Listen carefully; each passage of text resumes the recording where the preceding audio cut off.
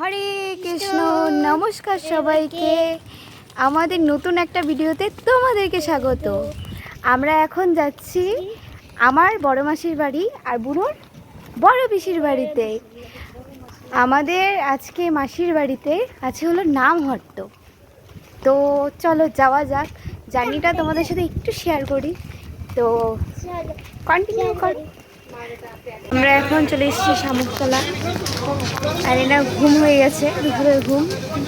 এখন যাচ্ছি মাসির বাড়ি, এসে পড়েছি।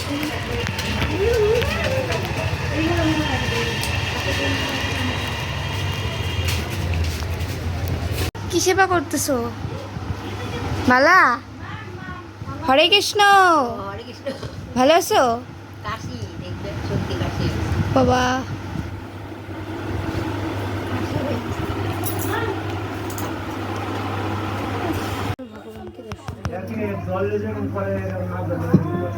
হরে কৃষ্ণ, হরে কৃষ্ণ।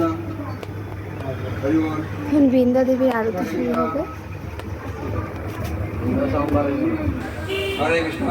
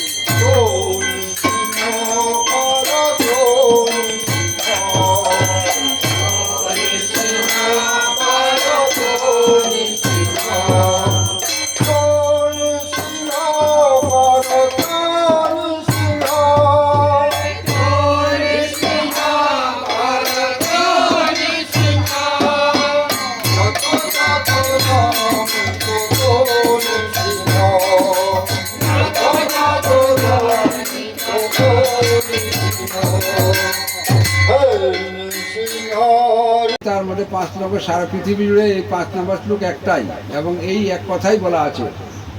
বলছে অন্তকালে চ মামেব শরণমুক্তা কলেবরম। আচ্ছা সবাই বলেন তো, অন্তকালে চ মামেব শরণমুক্তা কলেবরম যা প্রয়াতি সমদ্ভাবম জাতি নাস্তস্ত সংশয়। তাহলে এটা আমরা সংস্কৃতটা আমরা পাঠ করলাম। দেখেন আমার কিন্তু আবার চোখের ভোল্টেজ কম আছে, এই জন্য আমি কাছে নিচ্ছি। তো অনুবাদ বলছে, মৃত্যুর সময়ে যিনি আমাকে স্মরণ করে দেহত্যাগ করেন তিনি তৎক্ষণাৎ আমার ভাবই প্রাপ্ত হন, এই বিষয়ে কোনো সন্দেহ নাই।